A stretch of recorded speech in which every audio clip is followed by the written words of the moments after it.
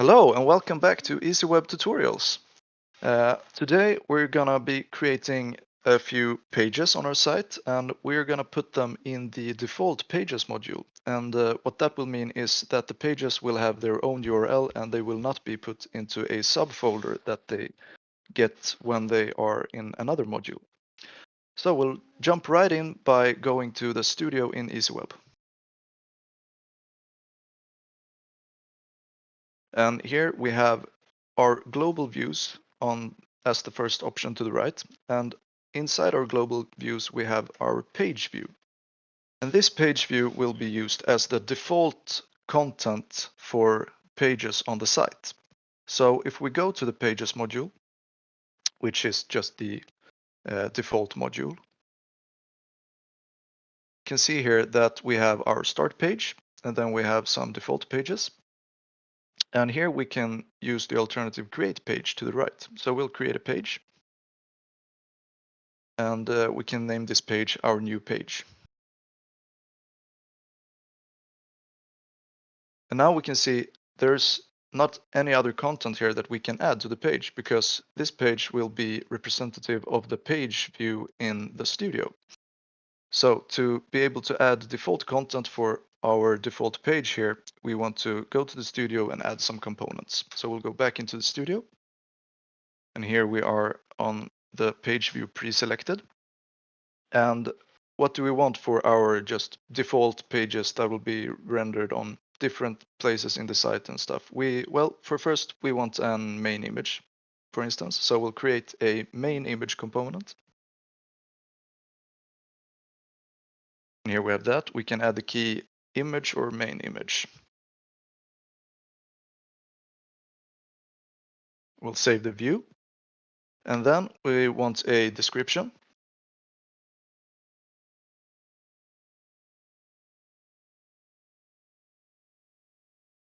So we'll add the description and set the key to description. And then to make this page more open and dynamic, we'll add an HTML container. So we can search for open content and then we'll see that we get an option for a component that's called HTML editor. So we'll choose that one, HTML editor. And now the one who's managing the content on the site can just paste in already formatted text and stuff like that, or format the text by themselves inside this editor. And we as developers don't have to think too much about exactly how that code will render and how it will look. So we set the key to our open content component to HTML. And then the last thing we're going to be creating on this page is a section with a list of links. So we want to be able to add related links on every single page if you want to link in something. So we'll select the component link. We'll remove the extra one that snuck in there. We'll name this component links because we'll want to have more than one of them. And to be able to have more than one of these links, we can click the little wheel to the right in the component there. And then when we click this, we can go to all of the options and settings for the component, but we can also here have a quick selection of allowed amount. So right now it's on max 1, and we can change this to max 2, max 3, or unlimited. And if we want to specify the amount of components for this particular choice, we can also go into the settings and change that with a number in the settings. But we'll click here unlimited amount for this one. And then we'll save the view. So now when we go back into the content management part of Easyweb, we can go to pages and then we go into our new page and we'll see that we have a few new options here that we can add content to.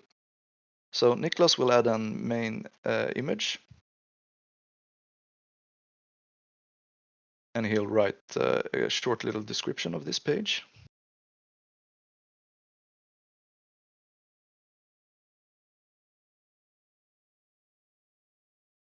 And then we can also paste in some open content here. For instance, we can use Visual Studio Code to generate some lorem ipsum text. So if we go into one of our views, we can type lorem and then a number to get some auto-generated Latin text.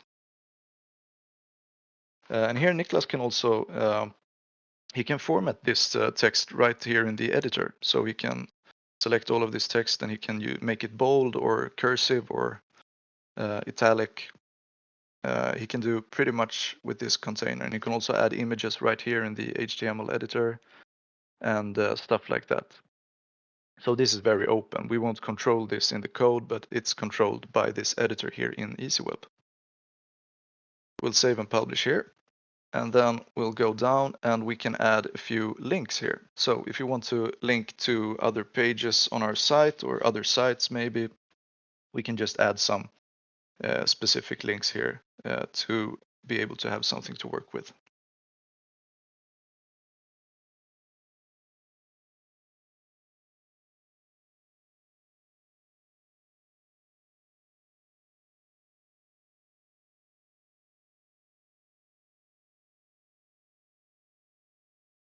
And we can also have an external link. So if we, for instance, want to link to Google, we can do this by choosing the external links, and then we'll have the link text, and we can specify the URL to our page here. So we can also select the option open in new window if we want the link to do that when we click it. So now our default page here is done.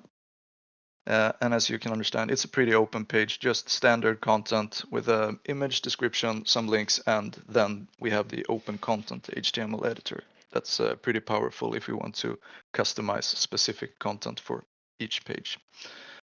So now we'll go into the code to try and render this. Niklas is he's already on the page.cs HTML file, and you can find it inside of the views folder, inside of the pages folder. And here we can see it's already some code here that says ewi template. And as we've explained briefly earlier, the ewi template tag helper, it just renders out all of the components that the page has or the view has, and it chooses the right HTML tag for each component, but we cannot be very specific in how we want to control the rendering of the page. But there are some tricks to do that as well with ewi template that we will showcase later on in future videos. So if we go to our site here on the right, or before we do that, we can actually add a menu alternative to reach our new page here. So if we go to the menu, we see we have some broken links here that we were trying out earlier here today, but we can add a main menu item. And then if we choose pages, we can select our new page here and link to that from the header on our page, on our site. So we'll save and publish, and then we'll navigate over to our site. We'll go to the start page of our site, and here we have the header option menu alternative to go to our new page. And here we can see all of the content we created is already rendered out here, but we want a little bit more control over exactly how it will be rendered out. So we'll be creating some HTML code to render all of these components. So we'll start with our hero on this page. So Niklas will be creating a div for the hero, and he'll paste in some code that we have written earlier. Now he will also remove the ewi template tag helper. And you can pause the video here to copy this code. But if we reload our page here, we can see that our title and our description is being rendered out in a hero fashion. And then we want to add a section for the other content that we have on the page. So we'll add a section. And inside of the section, we'll add a div with some Bootstrap CSS classes.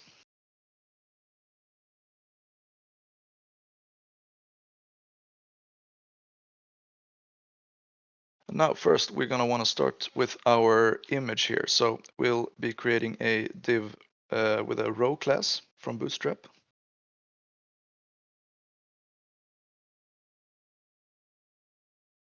And inside of here, Niklas will paste in some code for the main image.